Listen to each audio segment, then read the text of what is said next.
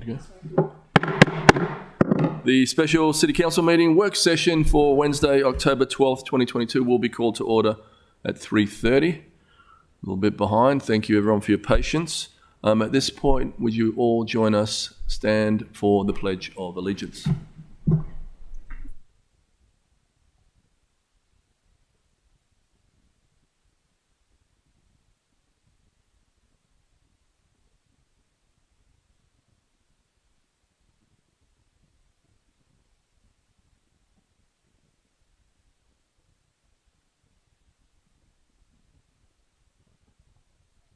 I wish. So we are honoured to have some special guests here today. We got to go on a nice ride out on the Chesapeake Bay with you on skipjack Wilma Lee. First of all, just to give you a little history, you're in a building where Washington danced with people after he resigned his commission and handed power from the military over to the elected population. So a lot of history in this town.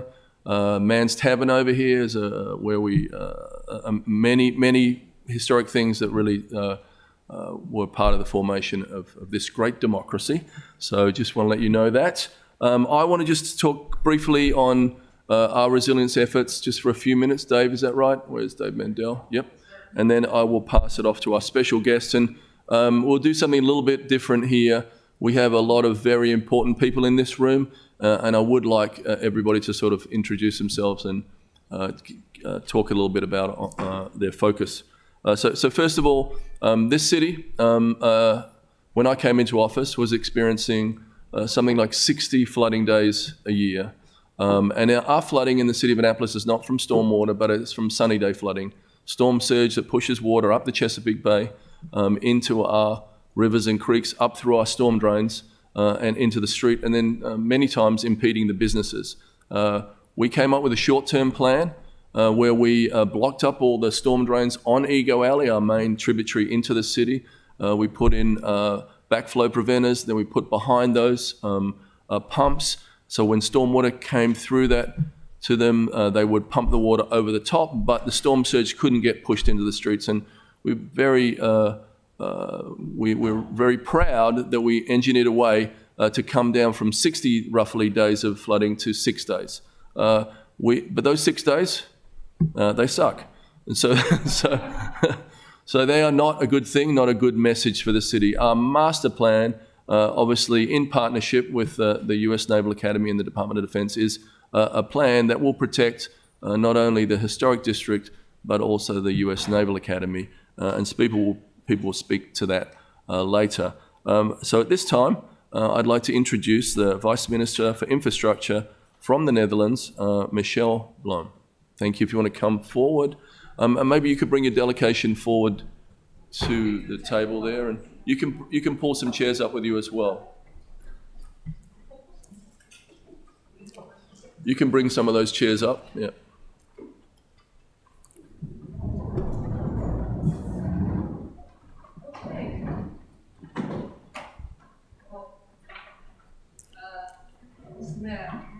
Council members, it's really nice to be here. Cynthia, Push. turn the microphone Sorry, on, I please, saw the light twinkling. for our guests. But I start again.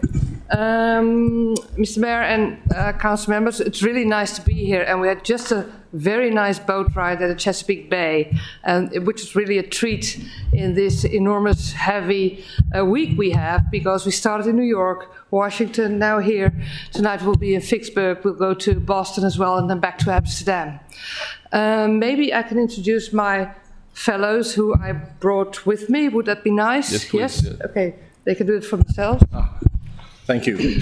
Also thank you for having us from my side. My name is Dirk Walstra. I'm director at Deltaris, and Deltaris is a knowledge partner of Rijkswaterstaat. Good afternoon. My name is Marloeke Derviel. I'm one of the managing directors at Rijkswaterstaat, responsible for, among other things, knowledge exchange. So it's very important to be here and also learn from your experience. Thank you, and very excited to be here. I'm Bastiaan van den Berg. I'm a Senior Advisor for International Affairs in the staff of the Vice Minister. Well, hello. I'm really happy to be here. My name is Saskia Pardaans. I'm working for the Netherlands Embassy in Washington, D.C., focusing on water and climate adaptation. And you live in Edgewater, right? Yes. Which is just like Holland. No. Yeah, good afternoon. I'm Hans Pietersen. I'm responsible for international affairs with a focus on water. So it's Hans van Zaan. I'm also with the Dutch National Road Administration and Waterway Administration, and I'm responsible for the collaboration with fellow Highway Administration. If you allow me, I would like to say something about the Netherlands. And I'm just curious, how many of you know the Netherlands? So many, and some do not. The Netherlands, well, we're really a small country in the western part of Europe. So we're squeezed in between Belgium and Germany, and there's the North Sea, and then you have the United Kingdom.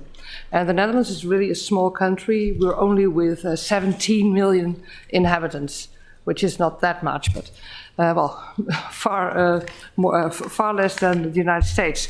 Although we're a small country, we are sort of famous for our water management. And how come? Well, that's because we are a delta country. We are about 60% of our country is below sea level. So we live below sea level, and 70% of our GDP is earned in below sea level. So you can imagine, if you want to be in this delta country, if you want to live prosperous, then you have to pay attention in the way you act with flood management. And so we do for ages, since history. And Rijkswaterstaat, which is the state agency that I'm head of, is the agency that's responsible for doing so, to keep our dry feet, as we say in the Netherlands. Our agency is about 10,000 employees, and with those 10,000 employees we keep the feet dry, but also we try to conquer the drought periods during summer, and we are responsible for the highways as well and for the waterways. And it's very interesting to be here, and you said you conquered the 60 days to 6 days, which is really a phenomenal result, I think, to get this on a lower level. But of course, when you look into the future, you have something more to do, I'm afraid. And so we do in the Netherlands as well, and not only in the Netherlands, but in Europe as a whole. What we do in the Netherlands, maybe that's nice to say something about that. We try to invest heavily in preventing water flooding.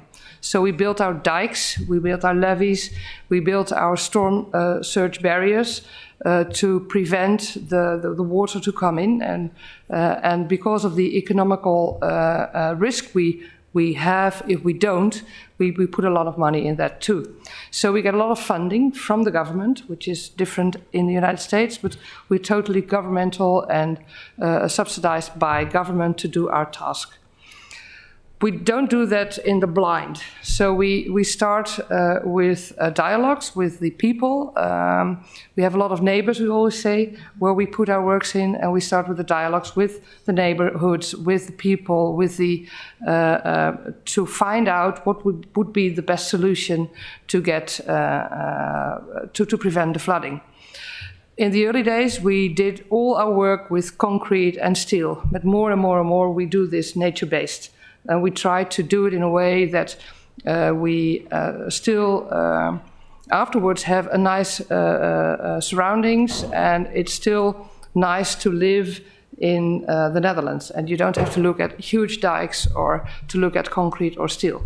Sometimes it's necessary, of course, because you can't always do this nature-based, but that's a bit of what we are doing these days. So we're here to learn from you, maybe you can learn from us, and we're looking forward to the discussion. Thank you very much. Thank you so much, thank you. And I would like to go around the room. We have some pretty impressive people in the room. I will start with Captain Homer Denius from the base. And I'm not sure if I can say this or if you have to kill me after I say it, but there are a series of tunnels under the Naval Academy, and they are very vulnerable to flooding events, and we've had some recently, but I'll leave it with you. Thank you. Yeah, we're glad to be here. Thanks very always a great close relationship with the city, and you've been a big part of that. And I've enjoyed my 2 years here with you and working those meetings regularly and working with you.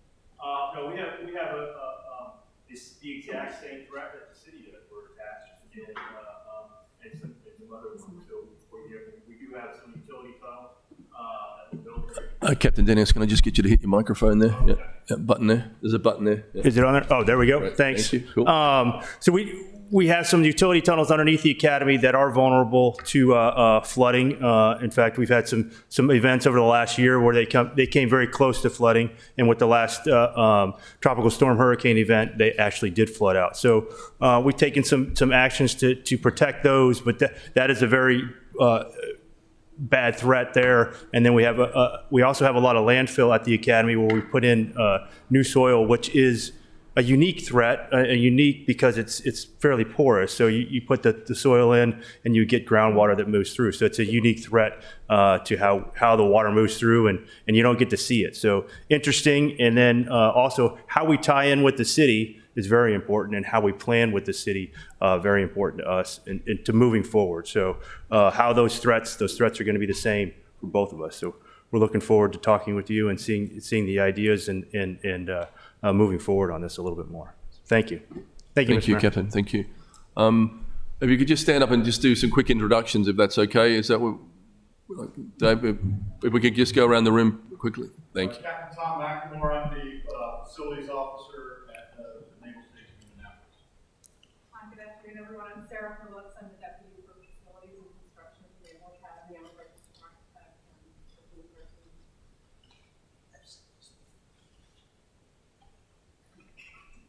Good afternoon, I'm Bryce Turner, architect and planner of the City Dock project here in Annapolis. The firm is GCT. Thank you. David Gerald, the Annapolis Public Works Director. David Mandel, Director at the Office of Emergency.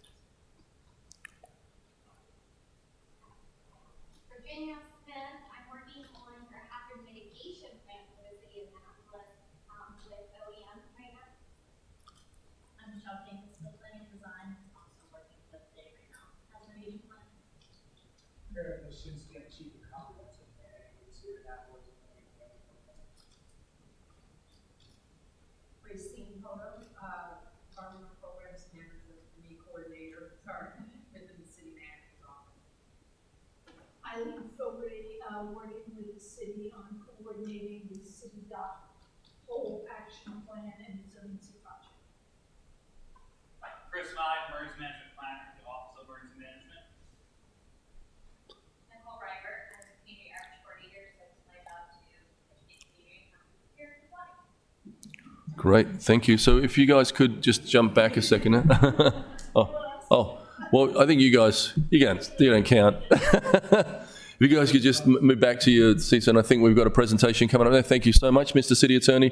Please present the items on the agenda. Thank you, Mr. Mayor. We have several items for presentation, and they'll flow smoothly from one to the other. The first is ID 21422, History of Coastal Flooding in Annapolis, by Deputy Director Mandel. ID 21522, Process of Reimagining City Dock, by Public Works Director Gerald. ID 21622, Grant Funding Secured for City Dock, Deputy Director Mandel. ID 21722, Hazard Mitigation Planning, Virginia Smith of Smith Planning and Design. And lastly, ID 21822, reflections again from our guests from the Netherlands. All right. Thank you so much, Mr. Mayor, Kingdom of the Netherlands Council. It is a real privilege to be here today. My name is Dave Mandel. Once again, I'm the Deputy Director of the Office of Emergency Management. I'd like to thank the delegation and particularly Saskia for helping organize this. I know you're done so much, so I really appreciate that. I'm going to be very brief with my introduction here with regard to the coastal flooding and the history and the exponential increases that we have seen. This is a nice pond that we've got here in City Dock. It's not supposed to be a pond. This is an example of what happens when tides get about 2.5 feet above normal. You can see the double yellow lines underneath. It's a gorgeous sunny day. I always start with this picture because I think it's the epitome of coastal flooding, sunny day flooding, as Mr. Mayor mentioned. Just the right combination of high tides and winds brings a result like this routinely. Here's another example, same day. Folks trying to get deliveries into businesses. This is on city dock. Business obviously can't really open or do much business when you have flooding like this. This is a few years ago. The street on the right you probably drove in on, it's Compromise Street. That is an evacuation route, which means in the business in terms of the Office of Emergency Management, when your evacuation routes get flooded, that means it's a public safety issue, a life safety issue. Because if you can't evacuate quickly and easily, then lives could be at stake. This is the big storm from a year ago. You see the kayaks come out, city dock gets flooded. This was the 4th highest level of flooding ever recorded in the city, and the highest ever on record that was not connected to some kind of tropical storm or hurricane. So that's what we saw just a year ago this month. And it's becoming to the point where when you see storms like that, that's not from a tropical storm, it's very concerning. Here's the location, city dock for reference. And this is the graphic I use on every grant application that I submit for flood mitigation funding. It shows you the exponential increases in flood stage records going back by the decade. You can see how it's gone up and up and up and up in the last several years, last several decades, exponential each time. So in terms, this explains the hourly duration at each flood level. So you can see one benefit of Annapolis is we have records going back decades, if not hundreds of years. So the National Weather Service sensor has been in place, 90 years. So we can take all that data and this is the result. So it's a very convincing case in terms of what has happened to this point. In terms of predictions, where we're going from here, the nuisance flooding line is the orange line. This is where nuisance flooding is predicted to go in the next 30 to 40 years, to the point where the pictures you saw of the flooded streets would happen routinely, maybe even daily, if no action is taken to mitigate the flooding now. There was a study done in 2019 that actually, there was a group from Stanford University who looked all over the country to find a place where they could quantifiably and to a statistically significant degree quantify the losses from coastal flooding, economic losses due to coastal flooding. They looked all over the country and they chose Annapolis because we had realized losses that were observable and quantifiable. And the result is they found that businesses lose between 0.7 and 1.4% of revenue downtown due to coastal flooding. And we have extrapolated that out with the sea level rise. The losses would be, without further flood mitigation actions, about $125 million over the next 30 years. So this is a real problem that has gotten much worse and will get even worse from here with, in the absence of the action that the city is planning to take. And that's my piece. So again, I'm David Gerald, the Director of Public Works. Eileen Fogarty is next to me. She's handled all of the public outreach for the City Dock project, and Bryce Turner, who's been our technical lead for this project. He's the project architect. So next slide, and I've got some information here that sort of repeats what Dave just talked about, and maybe some of the similar pictures. But this chart shows the growth both in sea level rise as well as in the days of nuisance flooding. So we can go on, since I already talked about that. Again, this is looking backwards at what has happened over the last 80 years or so, but just looking forward, there was a 2014 report called Encroaching Tides. It was prepared by the Union of Concerned Scientists that projected that Annapolis would have about 200 annual flood days by 2030 and almost one per day by 2040 with the sea level rise was predicted. So clearly the time for action is now, and we recognized this a few years ago when we undertook this project. So next slide, please. So in response to this need, to address resilience at City Dock, as well as address an aging Hillman garage that was overdue for replacement. The city developed a strategy to combine the two very separate projects into one program.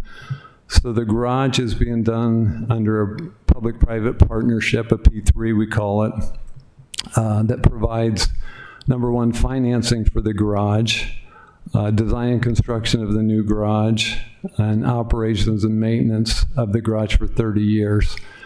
The garage revenues, the current revenues will pay, and the revenues over the next 30 years will pay the debt service that's taken out for the garage, as well as for the concession payment that the city is receiving, and will also pay for the ongoing garage operations. The city, as I mentioned, will get a new state-of-the-art garage, but also $25 million concession payment, and all residual revenue after payment of the debt service and the parking operations and maintenance contractor. The $25 million will then be applied towards the City Dock project to help fund a portion of that cost. So if we could go on to the next slide. So our approach for resilience at City Dock, and by the way, this project is currently under design. The parking garage is under construction. We were phasing the two projects so that the garage came first. We're going to take parking spaces from City Dock, so we needed the new garage finished first. And the new garage is going to have about 165 spots that the old garage didn't, so additional capacity of about 165 spots. So the current flooding at City Dock, as Dave mentioned, occurs from tidal flows that are coming up through the storm drain system and onto the streets. It's very rare that we have what I call over-the-top flooding, over the bulkhead, over the seawall that's down there. The storm drains that have low inlets will be realigned to flow to a wet well, one on each side of City Dock, and then the wet well will be pumped down into Eagle Alley. Storm drains that have higher inlets that are above 5 feet will be lined, and backflow preventers will be installed so that there won't be backflow up into those. We also plan to raise the base elevation of City Dock to 5 feet. So most of City Dock right now, the seawall is 3.2 feet, so this is going to raise it up to 5. So this will mitigate future tidal flooding over the top. We're also going to address storm surge from future storm events with 8-foot pop-up barriers that will be installed around City Dock. In addition, we'll have the 8-foot park that will replace an existing parking lot. So next slide, please, and we'll talk a little bit about the timeline for this. So this is a little bit complicated and hard to figure out, but I'll walk through it very quickly. So we had a City Dock Action Committee, a group of stakeholders from the city. It was about 100 residents that participated in that, that met from March of 19 to January of 2020 to look at ideas for revitalization, but also resilience at City Dock. As a result of that effort, and Eileen led that effort, that group of 100 people actually came up with a consensus plan on ways to address resilience and revitalization of City Dock. Could I just add something, Dave, that I am in line for a Nobel Peace Prize, because to get 100 people to agree on anything in Annapolis really has never happened before in the history of this city. So nearly impossible. So while that committee was meeting, we, the city staff, were putting together a strategy to move forward with the project, with the garage project as well as the City Dock project. So in August of 2019, we issued a request for qualifications to teams that could do both of those projects. So they could design and build, finance and operate a new garage, provide us with $25 million concession payment, but then go ahead and do the design and construction for City Dock with the same team. So as a result of that request for qualifications, we got 5 responses in the fall of 2019. But in December of 19, we shortlisted to 2 firms. The 2 most qualified firms were selected to move forward. And so we issued a request for proposals in January of 2020. We held off issuing that request for proposals until the consensus plan was completed. And then we included that consensus plan with the request for proposals because that was the concept that they were going to provide proposals on for City Dock, as well as providing concepts for the new garage.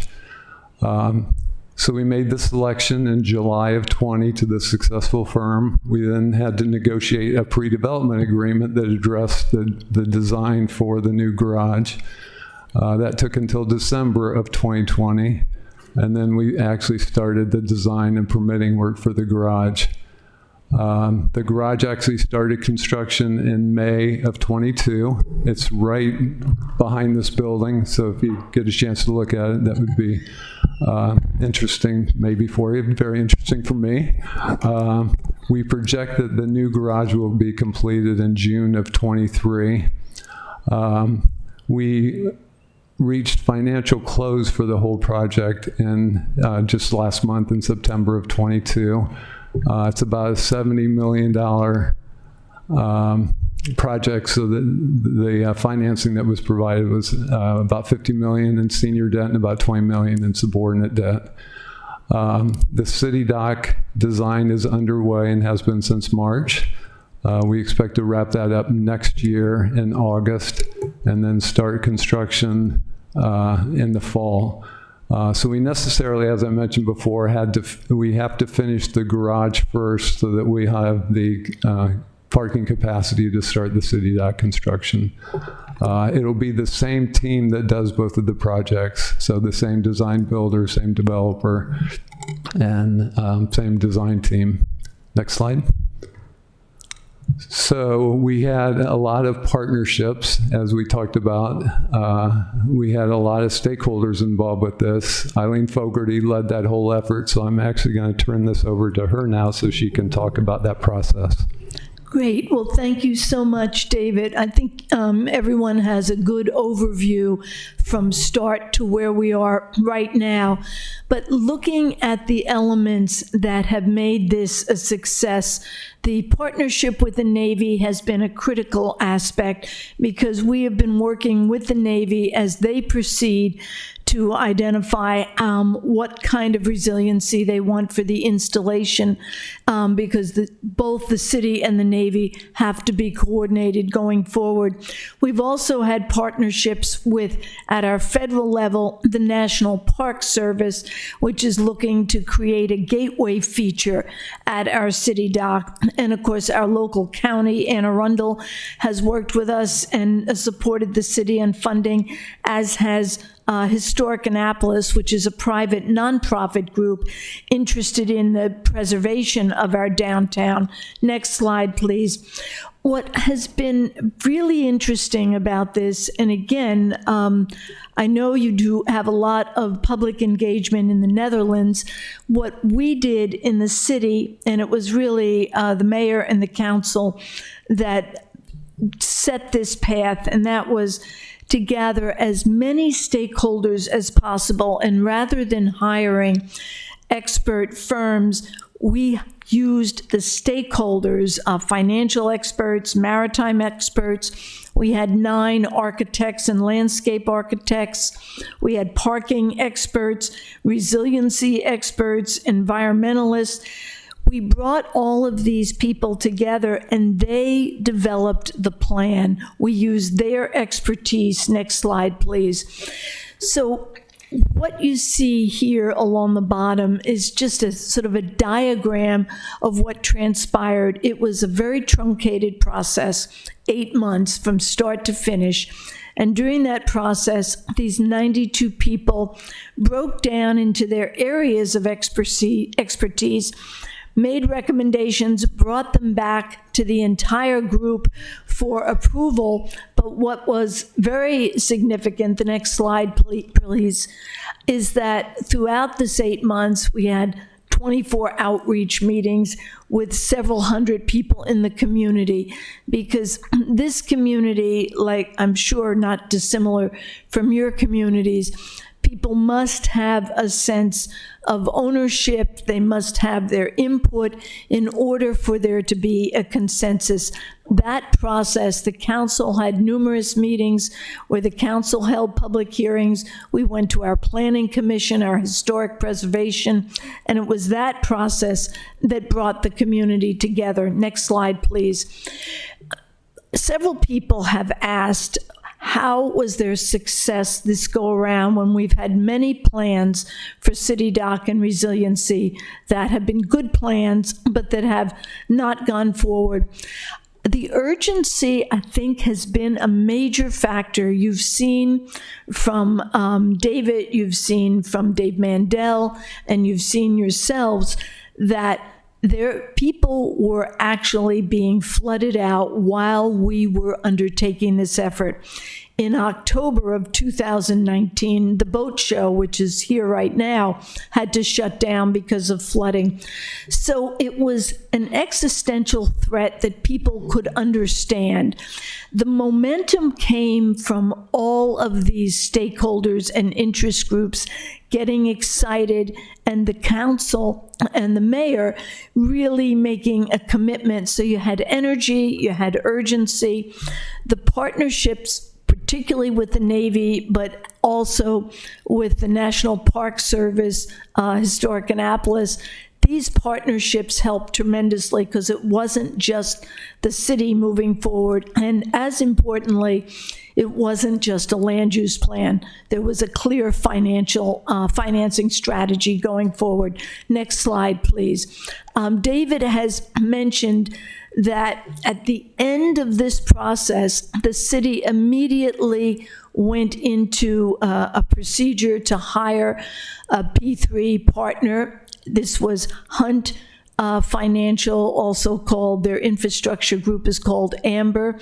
They were brought on board, and that enabled the city to both fund the garage, maintain an annual revenue of around $1 million through the revenues from the garage, and also have an upfront, what we call a concession payment. Next slide, please. David mentioned this past September, the first week in September, the city was just thrilled that when when Morgan Stanley Financial House went out to sell these bonds for the city, they were oversubscribed. There were more firms interested and individuals interested in purchasing what amounted to almost $70 million of both senior bonds and subordinate bonds in order to build this project. Next slide, please. In addition to that, the city, and David, I don't know if you want to address this one, the city has been very successful at getting grant money. Yeah, so our estimated cost for the City Dock project is about $40 million. So that's the goal that we're trying to meet. The last line there is the concession payment, the $25 million that we received, but we've also been actively seeking state and federal grants to help fund this project. So the state of Maryland has agreed to provide $10 million of funding to the project, and potentially more in the future. We got a federal grant through Economic Development Agency for $3.2 million that's going to pay for the design of City Dock. And then we got direct congressional funding through earmarks for $1.125 million. Again, we have large grant applications out from both FEMA and from DOD to provide additional funding for the project.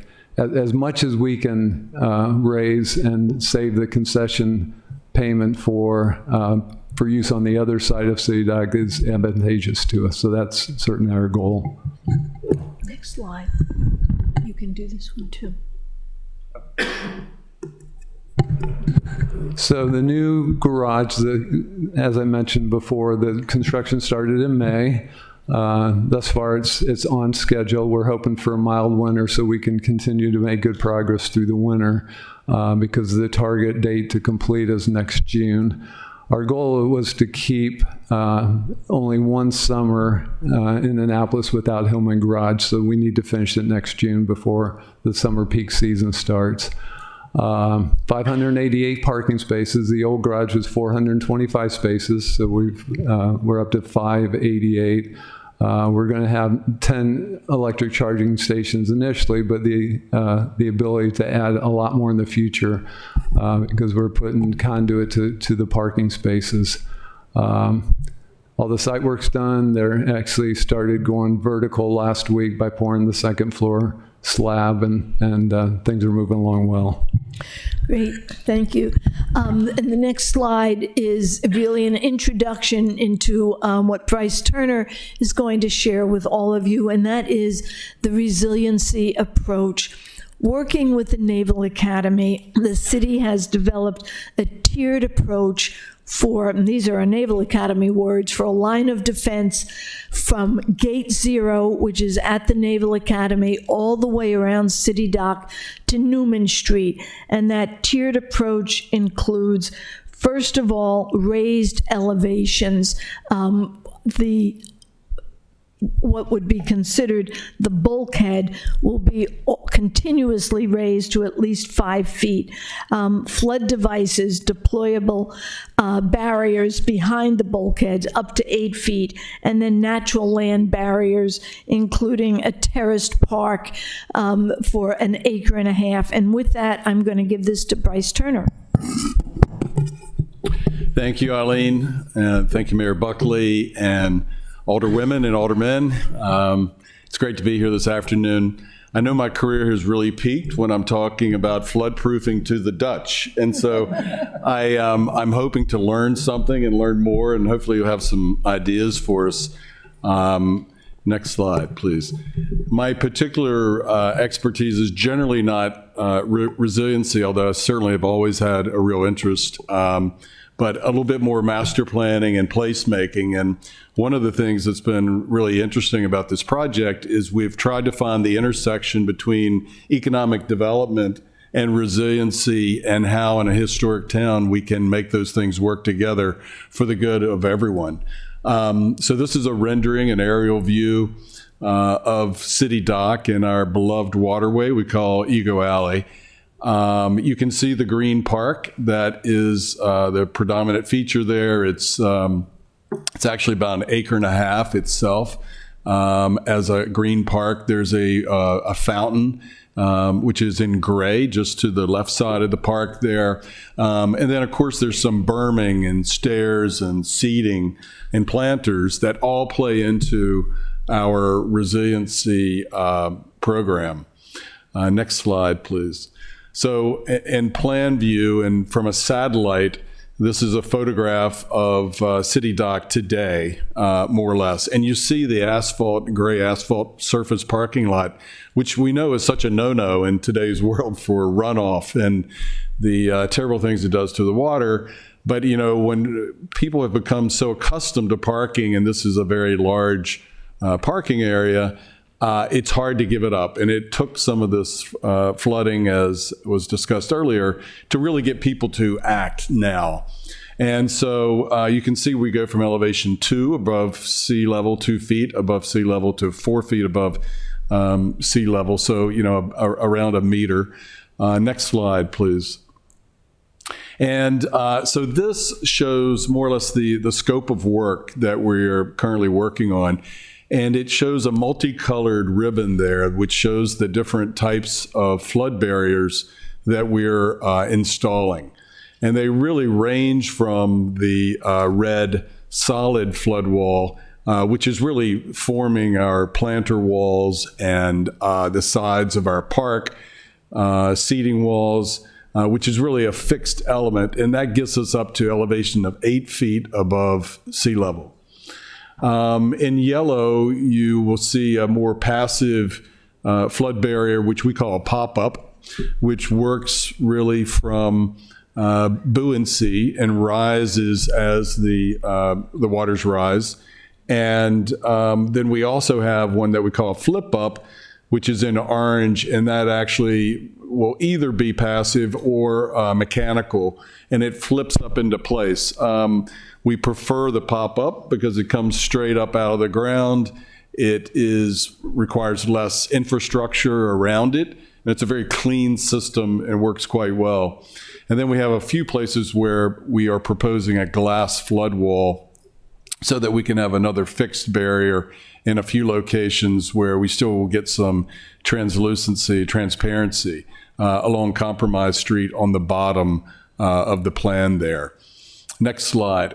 So before we leave that, if we could just go back for a minute. So the important point here as well is the Naval Academy is just to the north in this diagram. So that yellow arrow that you see sticking up to the top to the right, that runs over to Gate 0, the Naval Academy. So we're working closely with the Naval Academy because if we don't, and the Naval Academy is not able to move forward, we'll get backdoor flooding. So we'll have this all in place, but we would get backdoor flooding to the left of that area. So that's why we have to work very closely with the Naval Academy on this project. Great point. Thank you, David. And as well, at the bottom right, we begin to tie into private landowners. Councilman, Alderman. I appreciate it. Just really quickly, I didn't see the Naval Academy mentioned on the sheet as it relates to any grants or financing. Are they participating on their own, or are they at some point? They participate on their own through the federal So they will funding. not be contributing any funds to this particular project? So the Naval Academy itself would not, but we're going in for DoD grants because they have a grant program that provides grants to neighboring communities that are affected to help, yeah.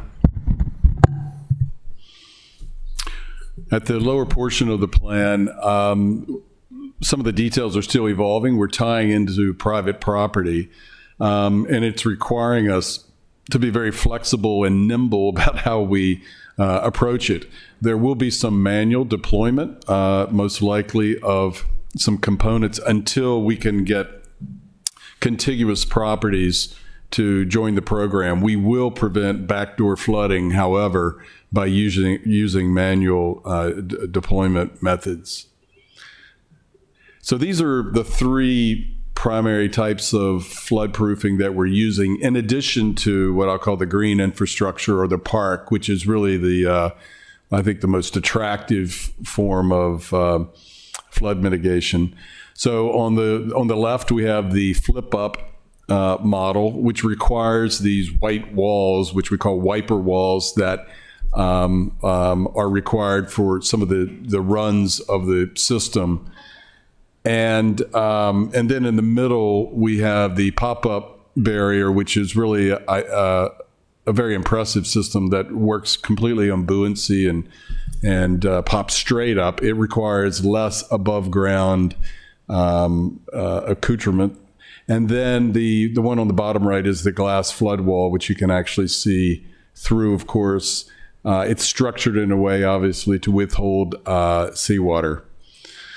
So those are the three primary systems that we're looking to use, and as trying to keep it as simple as possible and relying as little as possible on mechanical devices. Next slide. So you can see at the very end of the harbor here at Ego Alley, where there's a yellow note there in the plan with in the drawing, that you can see a slightly darker brick paved area, and that's where the vertical flood barrier sits. And it can be deployed at various elevations of flooding, so it can be a controlled deployment, of course.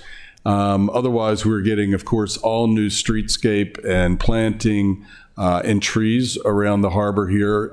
It's very much in need of renovation, so it's meant to be a very complete project that will be incredibly hospitable, we think, to tourists and locals alike. Next slide. This is a view looking from Compromise Street and more or less where the traffic circle is towards Dock Street, which is on the other side of the harbor. You can see the boats that are in Ego Alley there. And then in the next slide here, we have an example of where we've included the glass flood wall.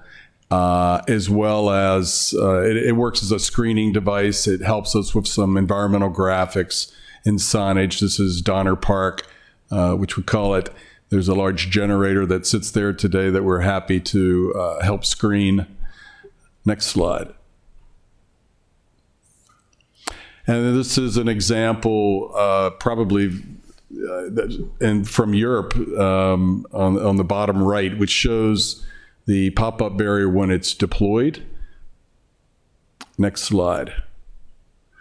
And then this is our green park, which is what we're really excited about, the programming opportunities that exist here for the community to have various festivals, opportunities for seating and some shading at City Dock. It's very hot in the summertime there now. We will have some trees and some other shading devices.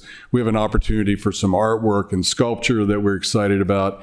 We're working with some local community members on a cultural legacy group in terms of trying to be able to tell some of the story of City Dock here through the years. And we have various interpretive environmental graphics and signage to do that, from brick to some low walls to the opportunity for kinetic art and other art examples, and landscaping, of course. Next slide. So this is, again, the overview that you see.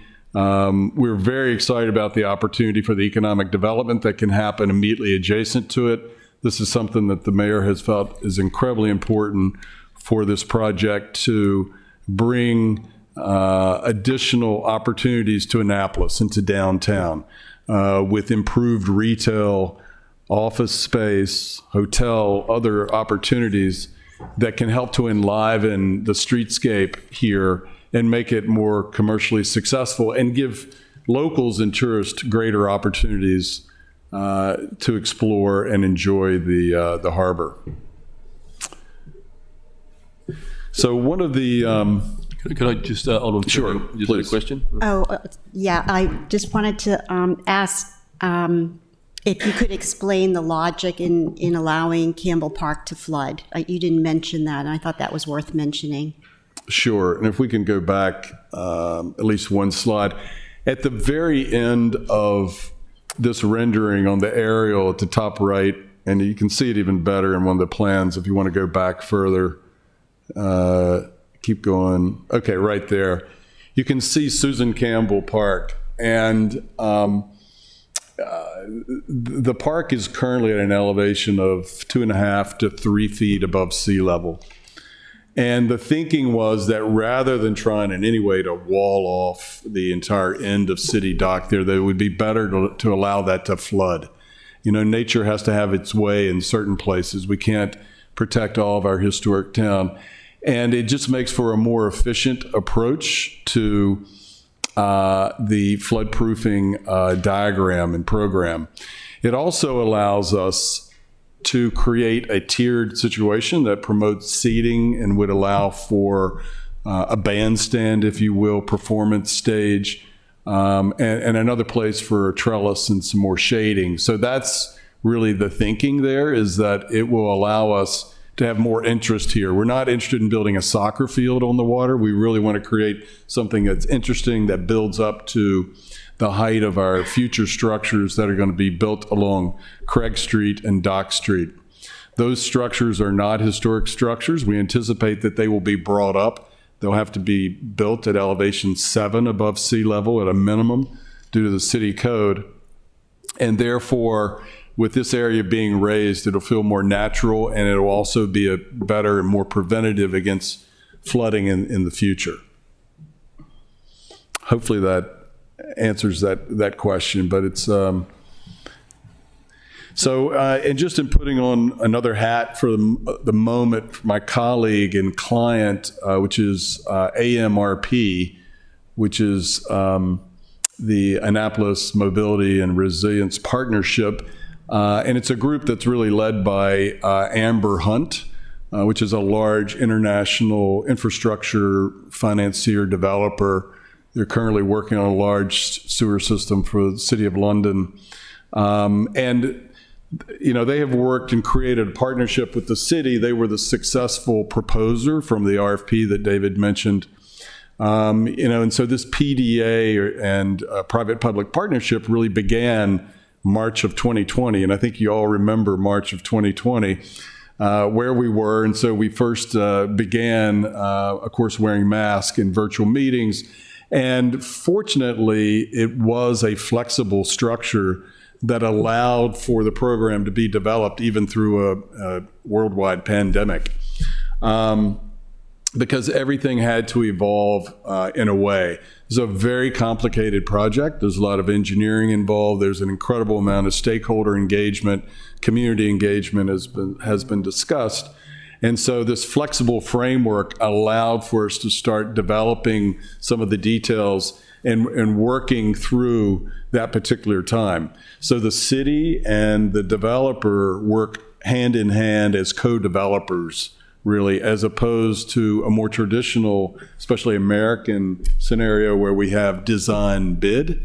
This is a design build project where we actually develop together what the design is, and then we build it at a fair cost, as opposed to trying to figure everything out in a vacuum and then putting it out on the street to be bid. So it's a flexible arrangement, I think, that has worked well, especially given the pandemic. So this next slide talks a little bit about the finance. And because of the Hillman parking garage and City Dock having this very close relationship in terms of financing, this allows the city to really finance this in an off-balance sheet manner and to really leverage the partnership and the resources of AMRP in order to get this done and to keep their revenue streams coming in, for instance, on the parking garage, and allows for a creative financing solution. And fortunately, AMRP is very experienced at doing this and has done it around the world. So, next slide. One of the other aspects of this public-private partnership has been that we've had this time, especially in this past year and prior to that with the Hillman Garage, to work very closely with the city, with the engineering department, with Public Works, with the various agencies of the city who really understood this public land that we were working on. And a lot about the utilities, a lot about literally where all the bodies are buried, if you will, and the structure of the bulkhead and some of those types of things, the electrical that's required for our boat show, which is all this temporary electric that's spread out around City Dock. So it's been a great process. We've worked hand in hand with city staff and various departments, obviously, as well with the mayor and David Gerald and Eileen. So it's been a really positive process. And we've been able to take advantage of all that expertise because it is a very complicated engineering process.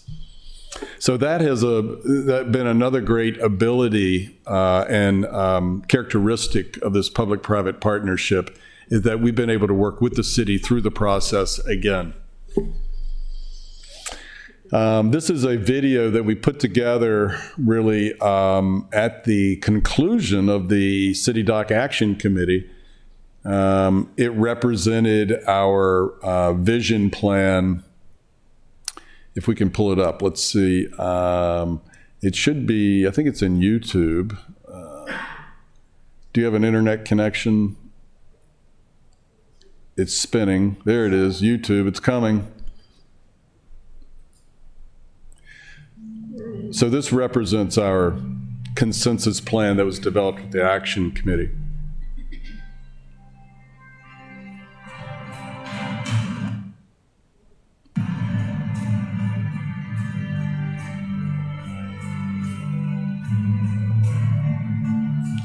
This video actually predicted the pandemic and market space being filled with tables and chairs.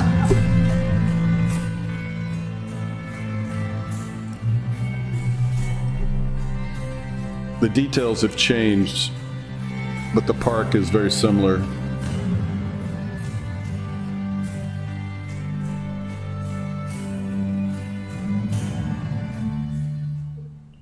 See here, we're going to get the water looking like the Caribbean as well with our environmental initiatives. So.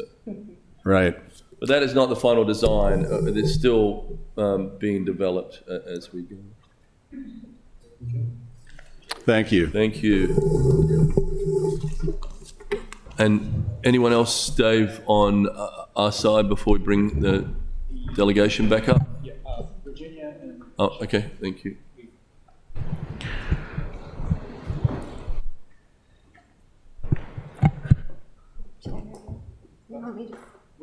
Squeeze in with you. It's fine. All right. David mentioned this a little bit, so I won't go into too much detail. In terms of the grant funding we've already secured for City Dock to date, emergency management has secured about $9.7 million in grant funding for flood mitigation. Some of that is the $3.2 million from the Economic Development Administration that David mentioned for the design of City Dock, and $6.5 million is for the Compromise Street pumping station that Public Works is developing now. We've got some major grant applications that have been submitted and are pending review.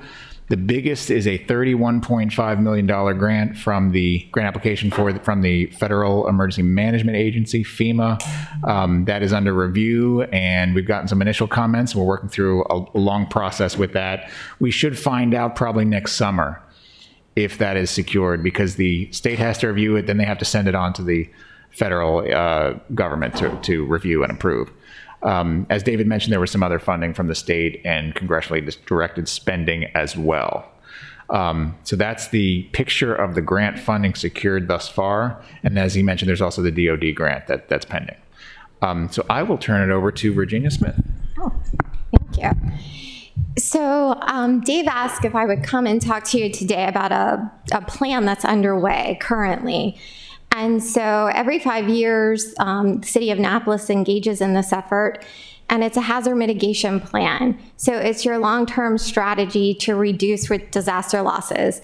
It is a multi-hazard plan, so we're not just looking at flood, but because flood is your primary prioritized hazard, a good deal of the plan is focused on flood. And so again, it's to stop that repeated disaster, rebuild, and disaster again. And so one thing that I always like to point out, all of us as taxpayers in the room, mitigation does work, and it works because it's a sound investment. So from a multi-hazard perspective, we say for federal dollars spent, it's a 13-to-1 ratio. So for every $13, for every dollar invested, we're getting a benefit. And then the same, if you look from a flood specific, it's a 7-to-1 benefit cost ratio. And so we talk about hazard mitigation, so that's just to eliminate or to minimize the risk of hazards. And then the resiliency piece is that how quickly, from an emergency management standpoint, how quickly can you bounce back as a local jurisdiction? Does it take you out? Like, how quickly do you get those kids back in the schools? How quickly are your streets open? Those things. So we combine the two, but from why do we plan? Why do we do this other than it's sound thinking? The federal government. So in 2000, there was this Disaster Act of 2000, which piggybacks on that Stafford Act, and it said that if you have land use authority, you need to, as a local jurisdiction, do a hazard mitigation plan, and you should be updating that plan on a 5-year cycle. And oh, by the way, we will offer you grant funding to do so. And so as far to my knowledge, the city of Annapolis has leveraged that grant funding each cycle. They've been successful. We actually worked with Dave and Chief for, I think, the last 5-year cycle. Right. And so that's one of the reasons why we do this. Also, the plan not only does it have to be developed locally, it also has to be reviewed by both the state, the Maryland Department of Emergency Management, and the federal government, FEMA. So they have to review and approve. So there's certain requirements, but with all that said, at at the end of the day, it is still an City of Annapolis plan and is very much focused on city. So we're helping you meet the requirements. This is what we do. I've been doing this since the inception of the Disaster Mitigation Acts of 2000. And so we're helping facilitate that, but the plan is as good as the people who are giving information and engaged in the process. And the City of Annapolis has done a great job with this in the past, and I think we're off to a great start. And so some of those requirements that we have to follow, we could write the best plan in the world. It's not approvable unless you have stakeholder and public engagement and the engagement of some of your adjacent jurisdictions. So we're working towards that. Your plan was adopted, last plan, in March of 28th of 2018. That means it's up for renewal soon, so we're working. We did have a kickoff. This is just a brief timeline. We had a kickoff meeting in October. We will continue to have small topical meetings the next couple months. Floodplain management we'll be looking at, because even some of the recommendations for land use and regulations, things like that, may be included in plans of this type. We are working closely with Mr. Lashinsky with Annapolis Ahead to make sure that all of the planning that's done for the city is in concert with one another, not working against. But, and then we'll be including this go around some social equity, social vulnerability, and also including a couple new hazards in the plan. We will have a full mitigation workshop where we have people come in, your work group that you already have. I think Dave has talked about in the past with you. We've expanded that. Dave has expanded that. And so we will be working on these ideas. So you have lots of ideas now. You're working on City Doc, but what other things does the city need to be looking at and looking ahead to in the coming years to minimize your risk from hazards?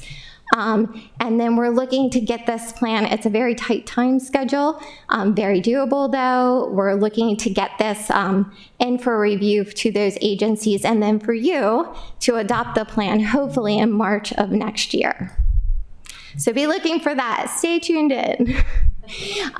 So one of the things that we did do this time in this go around that we didn't do last time is we have developed a project website. We do have the domain AnnapolisHazards.org. And so this can be a landing site, almost an umbrella for different things that are happening in the city as it relates to hazards and minimizing hazards. We'd like to see it as a one-stop shop. As the plan's developed, the information will be put on the website, and we also are looking to do a public survey to help inform the process as well, and to ask what other ideas are there out there other than what we're already doing, and what other areas do we need to be looking at other than just what you're already working really hard on. I just have one final comment to conclude, which is that Smith Planning and Design in Virginia and her team, we're leveraging her services using a grant, right, which builds this hazard mitigation plan, which will be valid for the next 5 years once approved, which makes us eligible for more grants for City Doc and for others. So we're taking grants and leveraging them for more grants and using them for what are cost-effective projects. To even if we had no grants, they'd be cost effective. By definition, a mitigation project has to be cost effective. And when you leverage that with grants to plan and to build projects, it's just a win-win-win all the way around for the city of Annapolis. I should have said this is another key, to engage in this process. Without this plan, you're not eligible for some of these funding sources. So this is tied to funding eligibility. And the other nice thing about this is if you introduce it in the plan, it gives you a chance to do some project scoping. Over the years, I know of some of the grants you guys have applied for and some of the difficulty in using those grant programs and doing a benefit cost analysis. There are a lot more opportunities in the next year, so positioning the city of Annapolis to be ready to get those opportunities, one of your first steps is to make sure you have a plan in place. Thanks so much. Mr. Mayor, back to you and the Netherlands, I believe. Thank you so much. Well, I'm sure our Dutch delegation really want to get out of here and have a drink. maybe a Heineken, a Dutch Budweiser. Do you want to come forward? And we're so honoured that you are here. We are a little insecure that you might say some of our flood plans are so 80s because you guys have been doing this for so long. So definitely interested to hear from you. Sure. Well, it was very interesting to follow all the slides and to see all the enthusiasm. And actually, well, the embassy told us to be a critical friend in reviewing the plan, and I'm afraid it will be the friend one, because actually it's a plan from the book. So I'm afraid we don't have very many questions, but we have some. But it really looks good. I mean, from our point of view, we would do it about the same. We would get the people involved from day one. We would like to in the planning, so to use the knowledge of the crowd. So we like to use and to get with the people, like you have done, with tens or hundreds around in town hall meetings or in cafes, as the Dutch do, drinking coffee, and getting all the plans discussed with the people. So we would have done that as well. As we looked into the plan and what we saw, we were on the internet because we recognized the glass wall, and we have several images we can show you. We use glass walls as a construction to keep the flooding outside of cities. We also use, actually, communities also use parking lots as a finance basis for things you are doing here. So that is done in the Netherlands as well. We were wondering whether this plan might fit in a greater plan. I mean, you can, of course, protect the dock area, but what are you doing with the areas around? And maybe I misunderstood, but the resiliency approach, the A, B, and C in there sounds like there is more than only the dock area, but that's just a question. And another question, and then I'll hand it over to Dirk-Jan, is about the cost estimation. It's always difficult in these huge projects to get it right, and that's always difficult to have to explain afterwards or during the project that it's getting more expensive. And in these days, with the inflation rate, which you have here as well, and with the material costs that's going up, that will be a chance, or well, that can be a chance. So I would wonder, what is your risk budget? How did you budget your risk in there? And I read that the risks are priced in when the scope is further developed. We think you should do that in the same way, but there are also some measures that you can use to control the risk to get out of hand. But just curious about that. But that actually are all my questions. And what I liked is that you not only do this to protect from flooding, but also adding quality.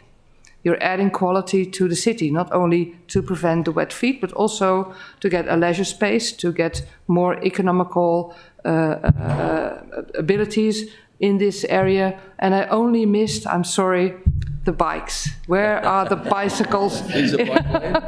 Okay. But that's the only thing I missed. But thank you. But maybe Dirk-Jan, we have other questions.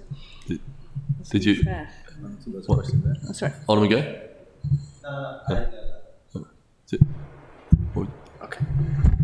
Well, I think, first of all, I really enjoyed the presentation. I think it was very thorough.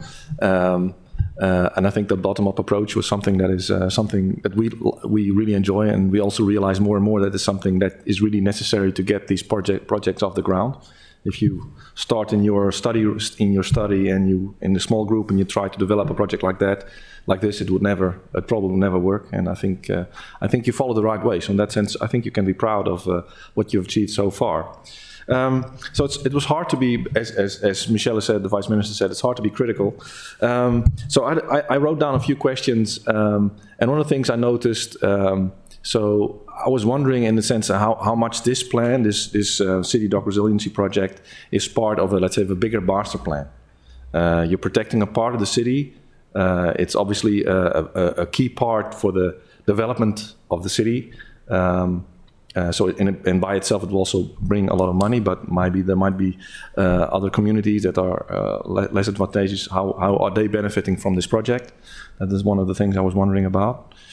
So 80% roughly of our waterfront is privatized. So that presents a huge challenge. And I'm sure in the Netherlands, the same as it is in Australia, there is always public access in front of the waterfront. Yes. So we don't privatize the waterfront. That makes it a lot easier for those countries to deal with this. We have roughly 17 miles of coastline. This, with the academy, will cover just a mile, Yeah. So now we have to move on to other parts.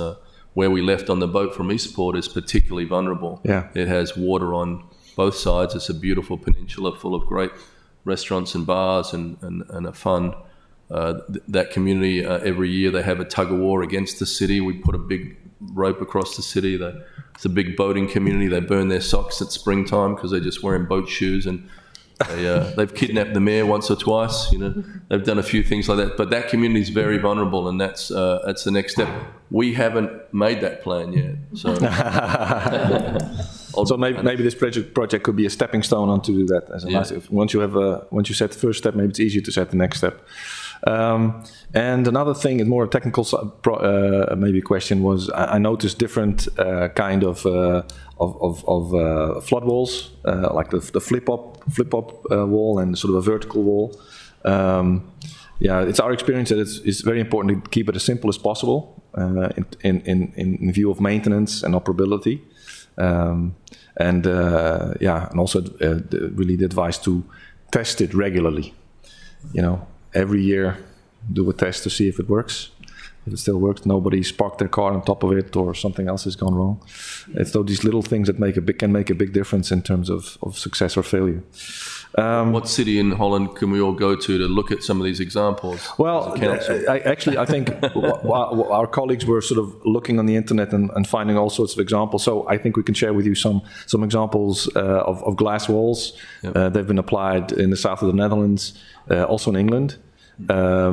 And the pop-up walls were, and it's hard to pronounce, it's Bunschoten, Spakenburg. So lots of G's. It's a small town in the middle of the Netherlands where they use these pop-up walls, and they have been, everybody's very happy about them, and also they've been tested. So there's a couple of examples there that we could share with you. Because Alderman Gay loves coffee shops too, as much as I do. So we'd love to go over and visit those. Okay. You know the meaning of coffee shop? Oh no, that's why I said I. Okay. There's not so much coffee in coffee shops in the Netherlands. So in that sense, I think there's a few remarks that we could make, and I think it shows you that it's a compliment for the quality of the plan and the work that you've been doing, and I wish you all the best in realizing and finalizing this plan, and looking forward to maybe sometimes coming back and see what has come out of it. Thank you. Do you have to leave right away after this meeting? Are you going back to DC or? Yeah. Well, we have planes to catch at 9 o'clock, so we have to go to the airport. Then I can't buy you that drink. So, so you have to come back. So we'll have to come back. Thank you, Mr. Mayor. I think the council would love to just ask you some questions. And Alderman Savage and Alderman Arnett. Well, thank you all very much for contributing and coming and paying us a visit here and giving us your knowledge that you have to share. I think one of my questions was already kind of addressed. I was going to ask how you have dealt with any difficult property owners who may just not want to participate and essentially may block your efforts. I mean, that's, as you saw in part of our effort, that's part of the problem we have on the south side of Eagle Alley is private property owners don't feel like they need to participate. So we have to alter what would be what would probably be the best approach from an engineering perspective. We have to make something a bit different. So, but it sounds like you may not have had to deal with that because it's mostly public waterfront. No, we have dealt with that. Yeah. I mean, we had a huge program which was called Room for the River. So in the Netherlands, we have 4 big rivers, and some of them we have to give them more room because of the flood season. And of course, in that area, all kind of private parties were settling there. It might be farmers, it might be factories, it might be just households. So what we do is talk, and drink a lot of coffee, and try to listen to their reasoning. But most of the time, people don't want to leave the place they are in, or they don't want to have adjustments. And if it would be your house or your property, you would act the same. So listen carefully and try to find ways to give comfort. And we found out, and those were huge projects all along the Netherlands. And we found out by listening and acting in where it was reasonable to give a follow-up to their wishes, we did so. And we only had a few of those private properties we had to, wat is onteigenen? Buy out by the state. And we can just do this, following certain rules, of course, but there were only just a few we had to do that. Most of the time, listen and actually try to be in their shoes and try to think from their point of view. Most of the time, people act reasonably, and if you answer reasonably and try to really comfort their biggest problems, solve their biggest problems, that it goes away. Unfortunately, reason doesn't always rule in this country. Oh, well, I wonder. But it sounds like most of the time you were able to negotiate something, but if you needed to, it sounded like you had, did you say you had a buyout program? Yeah. So was that, I don't know if the legal terms quite translate, but did you do an outright buyout, or were you just seeking essentially just to buy part of their land, or to force some kind of easement or right of way? It could be any. I mean, most of the time we try to avoid a buyout because it's not about the money, but we also think that afterwards people will be negative about the project, and you will have hindrance in all kind of situations. So we prefer to negotiate and to get a neighbor that is willingly cooperating with us. So we take a lot of time in achieving that. But if we can't, and the project and the goals that we set for society as a whole, I mean, if one farm is blocking the way, the safety of several hundreds, then the farm in the end has to go. But we'd like to do it in a way that the farmer has his way as well. Yeah, understandable. Yeah, okay. And Maluka has another example. Another example that's interesting for you is on the seaside, the city of The Hague, the boulevard of Scheveningen. It's a difficult name. But there they had developed the boulevard and raised it to a higher level. And there were a lot of commercial game cafes, restaurants, etc., who had to be involved to be able to do something there. It took some years, but for example, integrated in the plan is a new garage, so there was more parking places. They really upgraded the whole area so that also for the commercial parties it was of interest, and they were so involved that they also co-invested in the plan. But be sure that was not a 1 year or 8 months program you had. It took much longer to get them involved. Mm-hmm. Well, thank you.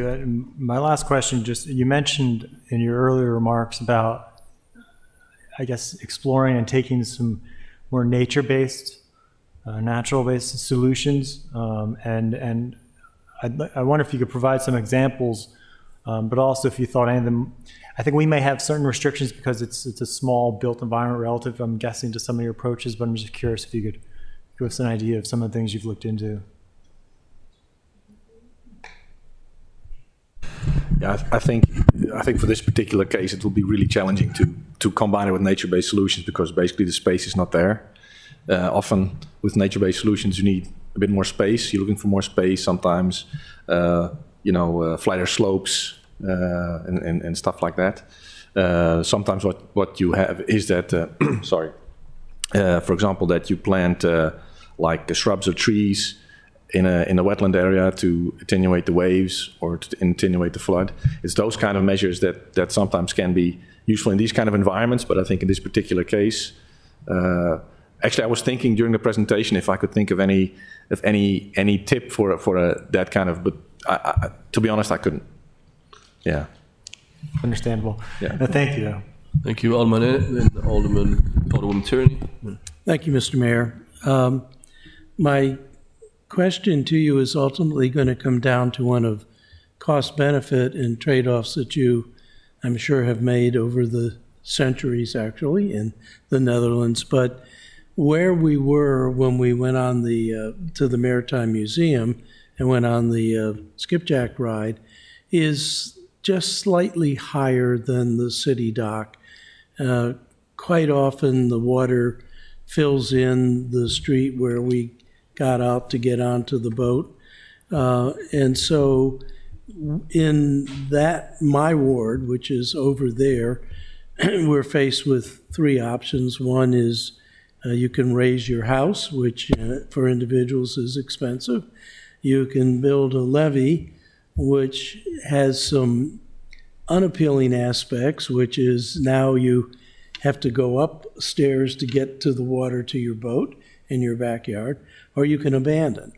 The cost-benefit aspect of abandon is my ward has become relatively high-priced properties, and it would be a major loss to the property tax revenue for the city, but I just can't imagine the cost of the city to raise everything like we could do down on the city dock, or raise each individual house, could equal the property tax. I mean, so I think when we get to it, and actually Sarah Phillips lives over in my ward and in one of the lower parts of the ward, when we get to considering, and we already are, by the way, the city had the Army Corps of Engineers come and look at our level over there and show us the jeopardy that we're in.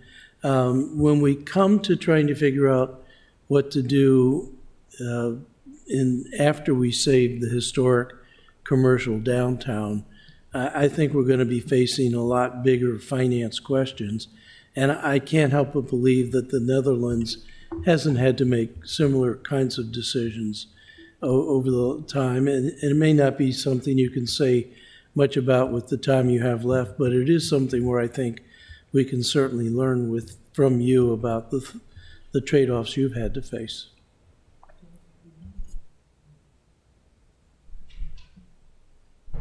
So yeah, I think I recognize what you're saying, and I think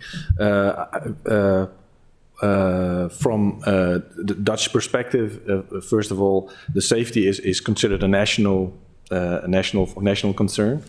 So it means that not only the direct involved people pay their tax for this, but everybody pays, and that's a big. So in that sense, the tax base for these kind of interventions is much bigger. So there's never the question of, this ward or this estate needs to be protected. Now that estate has to pay for it. It's shared with everybody. And I think if the challenges that you are facing and other coastal cities are facing, I mean that question comes back every time. And I think the only solution at some stage is that you need to, in a case, sort of bite the bullet and share that burden. I know that in the political setting that it is here is of course very different from ours. But I think from my point of view, that's the only way you could, in the long run, be able to protect cities like Annapolis. Michelle asked me also to say something a little bit about protection levels. So we have by the government we have protection levels prescribed by law. So the government, in that sense, is responsible for making sure that everybody's protected at a certain level, depending on where you live. So we have very high protection levels from flooding from the sea, a little bit lower from flooding from the rivers. And it also depends a bit on if it's a rural area or a very economically very important area. So there's a sort of a link between the protection levels, let's say the value in terms of life or economic value, how well you are protected. And that's prescribed, and that's not being questioned by political parties because it's sort of in the law. And that helps to take that out of the equation. And then it's basically, okay, you know, if this is the level you have to be, okay, we need to make sure that we reach those protection levels. And that is a kind of, it's a very, in our country, a good way of taking the discussion out of the politics. And the law also says that we have to do this in an efficient way.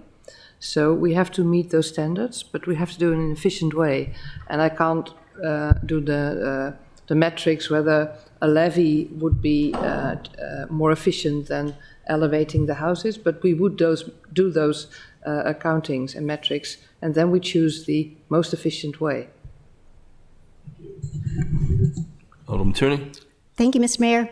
I'm really sad I missed the sailing. I had to choose an endodontist or whoever does root canals over you. So anyways, I have a background in construction and civil engineering, so I am so excited to be in the right place at the right time.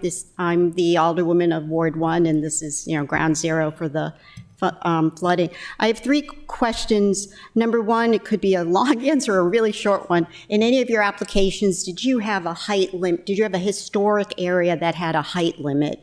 And the reason I ask that is the whole calculation of what, the base elevation, what happens to the base elevation versus the height elevation. You mean the height of the ground? The height of the buildings. Did you have any historic district where you had a height limit so that the buildings? How did you address that? Yeah, it's definitely almost everywhere. I think there's these kind of regulations. Depends a bit where you are. So yeah, you have depending on sort of Utrecht. There's the Dom Tower. The Dom Tower, so it's a church tower. Yeah. Which is pretty high, but there's no building allowed higher than that. Yeah. It's a bit same what you have at your capital in Washington, so everything has to be lower than that. So, and it's other parts of the country have similar kind of regulations. Yes. So did it take? I guess my question: did it take a reevaluation of the height limit if you raised? I'm assuming you raised a base elevation and nothing. Okay. Not to my knowledge so far. Not to my knowledge so far, but maybe I'm wrong. I'm looking at my. Okay. All right. No. We'll just handle that on our own then. The second question my colleague asked about the nature base. So I would then you would then categorize our solution as you mentioned concrete steel solution. Is that what you'd categorize our application as? Non-nature. There's no. Yeah, I think that's how you would have to call it, in my opinion. It doesn't mean it's bad. But because you did it in a way which has the quality improvement in the environment. For instance, the pop-up wall. Yeah. I mean, it's a concrete thing, of course, but you won't see it when you don't need it. And the glass wall, you'll still be able to see the waterfront. So it has the quality characteristics that we would like to see as well. Yeah. I mean, it's not nature-based, but that is what you can do in an area as this.